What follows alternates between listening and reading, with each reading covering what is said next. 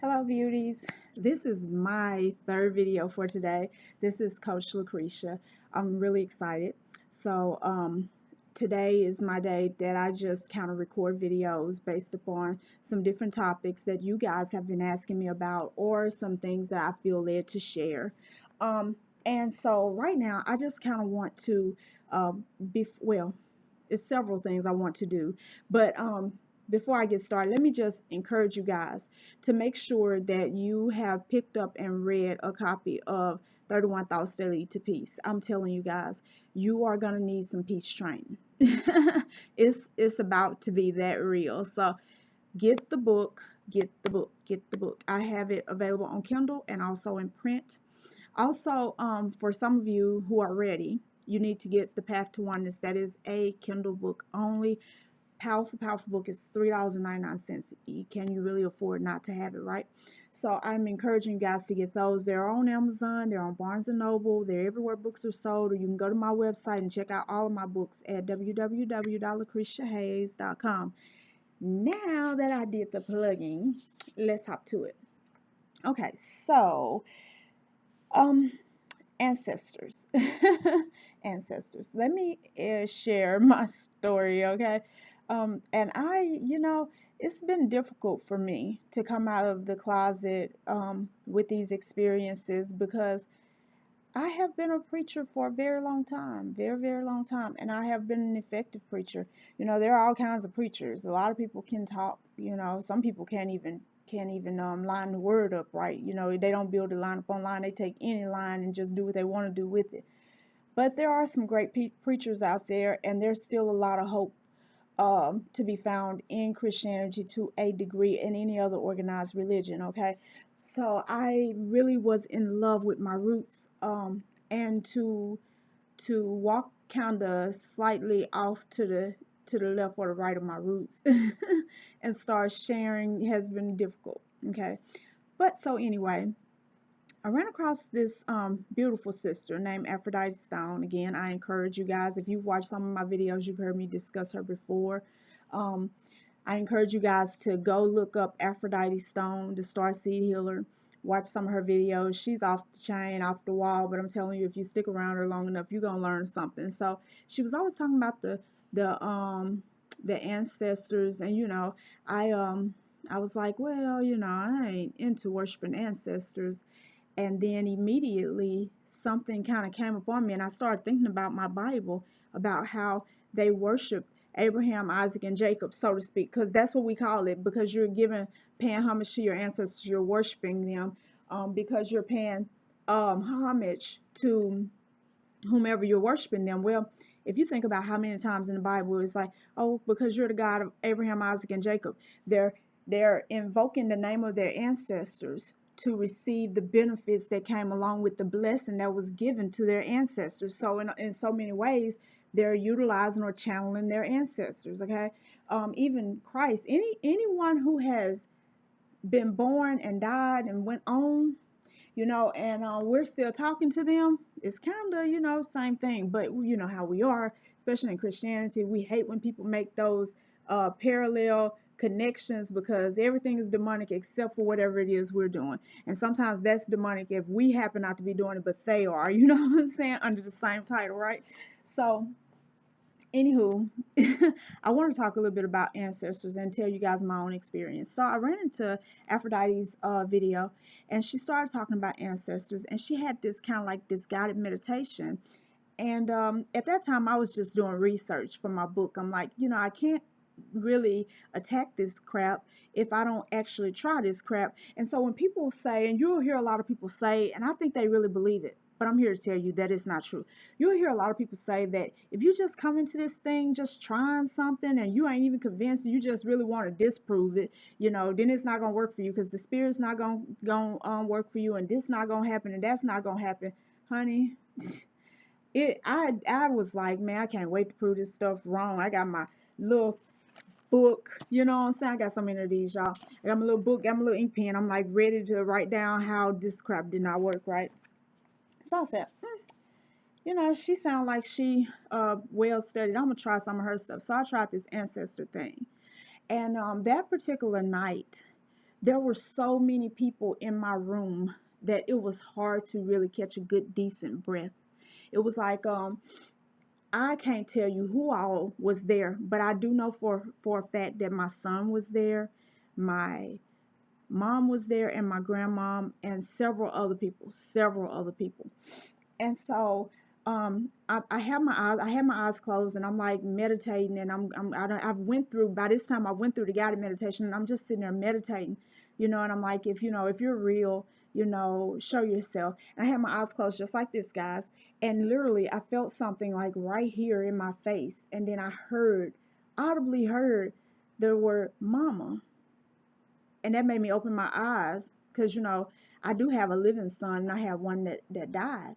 And it's this space right here, and it's a grown man, and my baby died as a baby. He was only a month old to the day when he died. So I'm like, and I'm like sitting there like, okay, I'm imagining stuff. He was like, Mom, I'm right here. And I was like, I literally said it out loud. I was like, Tyrell?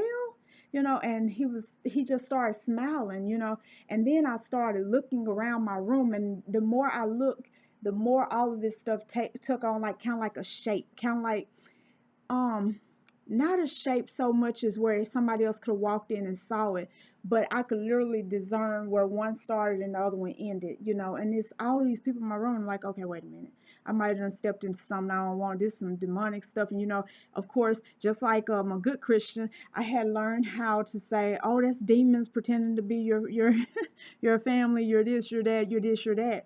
Well, as soon as that happened, my grandmother, kind of come, because my grandmother raised me. My grandmother kind of come out of the crowd, and she began to talk to me.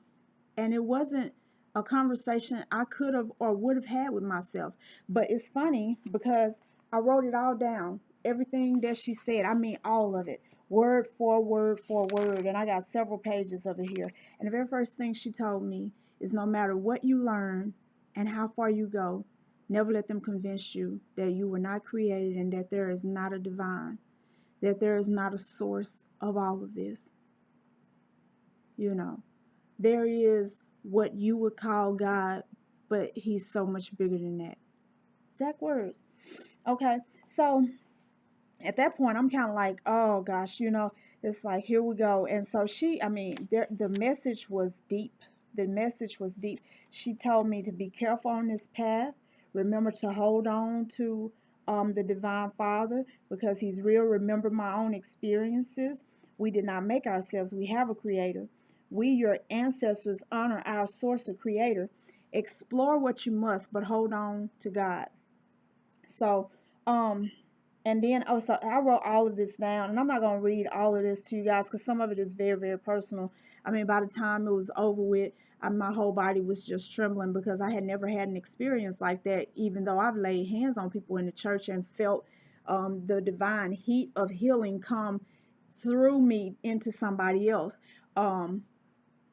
I've also had people lay hands on me and felt, well, at least two people, and felt the divine heat flow from them into me. So I kind of understood that, but this is a whole nother level of something, right? So at that point, I started seeking out all that I could about ancestors, about ancestor worship, altars, feeding them, burning ancestor money, this, that, and the other, at the very least talking to them.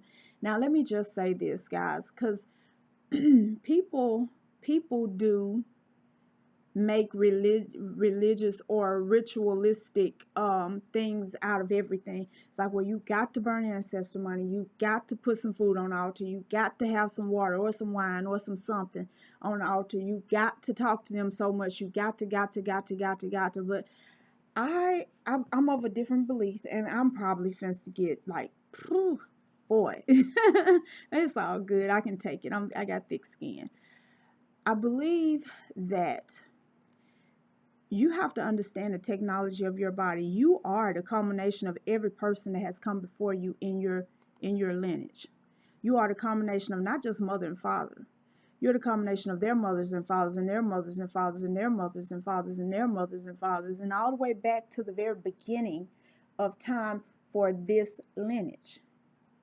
In your body, this avatar, this housing holds everything that has ever been in any of your DNA. So each generation is supposed to become more powerful. But because we're not passing down unlocked DNA, we're passing it down locked, and sometimes we're more limited. And so I look at my son, he's very advanced. He's a 26-year-old man, powerful young man, not very aware when it comes to discernment always when he's trying to, but he doesn't realize he actually walk in it. He just think that he'd be looking up, guessing on some stuff, but he doesn't fully understand who he is. But when I had him, I didn't know who I was. Now if I was to have a baby now, whew, you know what I'm saying? And then just imagine 5-10 years from now, oh my, because it's all about what we pass down when it comes to the fleshly technology of this body. Okay. But you're not just body, you're also spirit. So you have two different ancestries. You have the ancestry of the flesh, that's your mother and father and their mothers and fathers and all of them before them, all the way down back to the beginning. And then you have the ancestry of the spirit person, because your soul didn't just magically appear. A lot of us would like to think that, but you have a divine mother and father. You have a place where you begin. Your soul was created much like your body was created here, as above, so below, and blah, blah, blah. It's like they correspond to one another. Y'all got to learn the universal laws. Learn the universal laws. So anyway, you have a mother and a father of your soul, okay? And the spirit is eternal. And so it's like the energizer of this existence. It's not prejudice at all. Okay, you don't ever own the spirit. You don't control it. You can't. You know what I'm saying? There's nothing you can do with the spirit. Accept it as the gift it is. Give honor and praise back to the source of all that is and ever will be. And that's it. But when it comes to your ancestry, you have the ancestry of the spirit and ancestry or of your soul and ancestry of your body. And it really is a good thing to give homage to both. Now, I don't personally believe that I have to burn ancestor money, because I hadn't done it yet, and I'm still having experiences.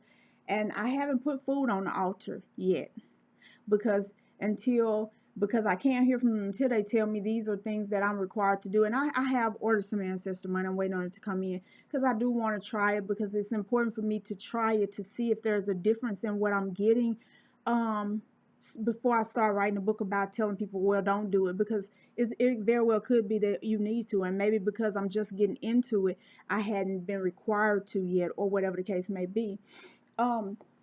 But people say that your ancestors could be hungry, they could starve, they could trouble you, they could do this, they could do that.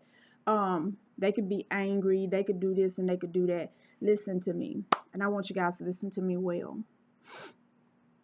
Your ancestors are not against you. I don't care if you had a great grandfather who was evil, a mass murderer, your great might have been Hitler or something like that, okay? Whatever the case may be. I don't believe, because when people transition, okay, and you begin to deal with your ancestral lineage, you got to understand that there's nothing you could find out there that's not already in here. It's in your DNA. It is in your DNA. It's in your makeup. And a lot of us are terrified of everything. We have to try to find some demonic something to run from, to fight against, and da da da da.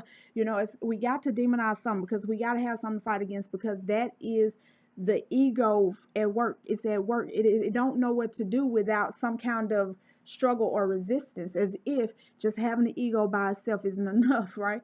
Okay. And trust me, don't get me wrong, an ego is necessary. That's part of the technology that keeps your butt alive, all right? But when it comes to the ancestors, this is what I think is important. I think it's important for you to honor the fact that everything you are is the culmination of what they were. Whether it be in your flesh or as your soul, the soul that you are, okay? And I think when you give honor to them, not just in word, not just lip service, but in how you live. I think it's important to talk about where you come from. I think it's important to honor those who birth you out and that kind of thing. I think that's That's very, very important. And I think that that is the way you really feed them, because I'm going to tell you something, and it just never made sense to me. But again, I'm going to try, and I'm going to keep you guys posted. If my grandmother and my mother have given up their bodies, they don't need food. Food is for the carnal 3D lower avatar housing to feed it so that it can grow and do whatever. Okay, they don't have bodies anymore, so what do they need food for? And guess what, guys? You're not going to wake up one night and all the food eaten. You end up having to throw it away or burn it or do something with it. Okay, what what happens when a person shed their body? What are they left with? See, you got to understand, the spirit don't belong to us. We can never harness it, have it, own it. So that's God's. That is God's. That's, that's out the picture. So now you're left with the body and the soul.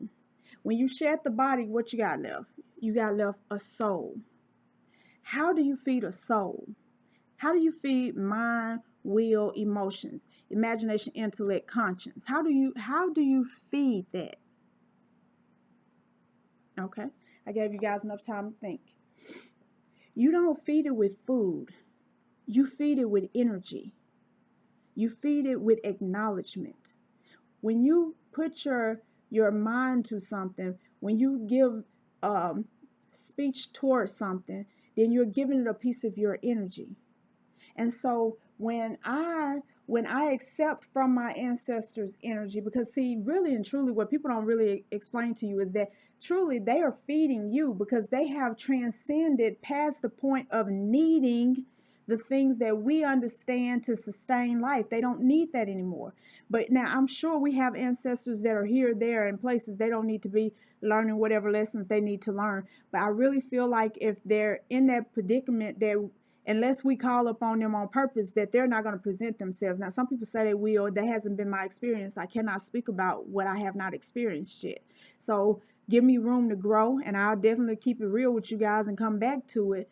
But they don't need what we think they need. So I don't have to do those things. What I do have to do, however, is be careful to acknowledge that, you know what, this is my mother and father operating in me. I can see that. I can see this being my grandmother and my grandfather operating in me. I see and I acknowledge and I thank you for giving me this avatar, this housing, because in this technology, my soul parents trusted you with me, because you're not the body, you are the soul.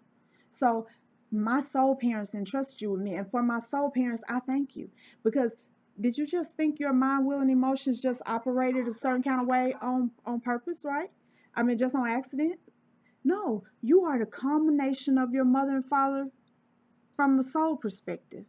There's not a machine up there just churning out souls, just churning them out however they come out, and then just somebody else just throwing them in bodies. It don't work like that. There's more order to the universe than that. Who you were born to was a contract between your parents' higher self and your soul parents. They had an agreement. They came together, had an agreement, and they already knew what you would be, because they're not looking down a linear system. They see it all because it's a fractal. They can see exactly what you will be. And they said, this is what we're trying to do, and you're the perfect person for us to do it through. And they said, well, if it's good for you, it's good for me. Come on, let's have her. Let's have them. So when it comes to your ancestors, before you run out and spend a whole bunch of money trying to get all these different things, first just do the simple things. Share your energy. Thank them. Be grateful. Be grateful. The same way we always, for those of us in church, or thank you, Jesus, thank you, Jesus, thank you, Jesus, and the same way people thanking all the time, we know what thank you is. We know what gratitude is. Share gratitude with your parents and your parents' parents and your parents' parents' parents. See, when it comes to your soul, at the end of that whole line, you go back to the source, to the divine. When it comes to your flesh, at the end of that fight, you end up back to Mother Earth, this planet that sustains life. It don't just sustain it. It's the author of it, according to this kind of existence. You understand what I'm saying? So anyway, I don't want to make this too long. I just kind of wanted to give you guys something to think about. Learn how to acknowledge. I mean, sometimes when people say, I just wish my mama was here, she is there. And at the very least, if nothing else, she's a big part of who you are, but her energy is still real. See, souls, unless they're destroyed, and one day we're going to talk about that very soon, unless the soul is destroyed, it still exists. It's just that a soul without a body cannot operate on this 3D dimension. It can't operate, but you can call to it, and you can communicate through the dimensions when you become learned enough, because they're on a different dimension. From there, they can see fully and well and communicate well to our dimension. For us, because the program of this thing is created to keep you blind, it's harder to get to a place where you can see through the dimensions. I'm getting there. I can't say that I'm there, but I'm telling you, I have had enough of an experience to know that it definitely got to get better. I know I'm not the only one that's going through it. I've met other people who do it and do it much better, much easier, much quicker than I do. It takes a considerable amount of effort for me, but I'm so glad to know that this thing is real, because I am experiencing it. Just like I know I got on earrings, because I'm experiencing it. I put it on. Guys, this is real. So acknowledge your ancestors. If you're led to set up an altar, do that. If you want to feed them, burn ancestor money, by all means, do that. But don't think that burning ancestor money and putting food out, water out, wine out, cigars out, whatever. Don't put no crack on the ancestor table, guys. And it sounds like a joke, but I'm so serious. Don't do it. Anyway, so if you're led to put something on your ancestor altar, you want to do all of that, do all of that. But do not forsake the simplest of things, which is the sharing of energy. You have enough. Trust me, you have enough, because you have untapped reservoirs of energy in your DNA. And so by sharing energy with your ancestors, they'll teach you how to unlock your technology. And that's ultimately one of the most important things in the world. There's nothing more important for you to do. And I said this on the last video. It sounded kind of weird, but there's nothing more important for you to do in this 3D dimension than for you to unlock the technology of who you are, which will hold the answers and help you to do what you contracted to come here and do. Guys, I love you. This has been my time. It's like 23 minutes. I encourage you to definitely, again, subscribe, like, share. We're getting ready to come up on our first drawing for those that are subscribing and commenting and liking and all of that. And we're going to be giving away a $25 Etsy gift card on May the 3rd. Yay! And then we have some more stuff coming up. So, guys, stick around. We're going to have some fun. I want to reward people who support me. I don't want to always be that person asking for donations and this and that, buy my books or do this, do that. I'm also one of those people that like to give back, because everybody deserves to be appreciated, including you guys. You could be anywhere, but you choose to be over here hanging with me and kicking it and all that stuff. So, we're going to have fun, and I want to enjoy you guys just like you enjoy me. Thank you again. If you have any questions or concerns, lucretia.hayes@gmail.com. Go and be blessed. Namaste.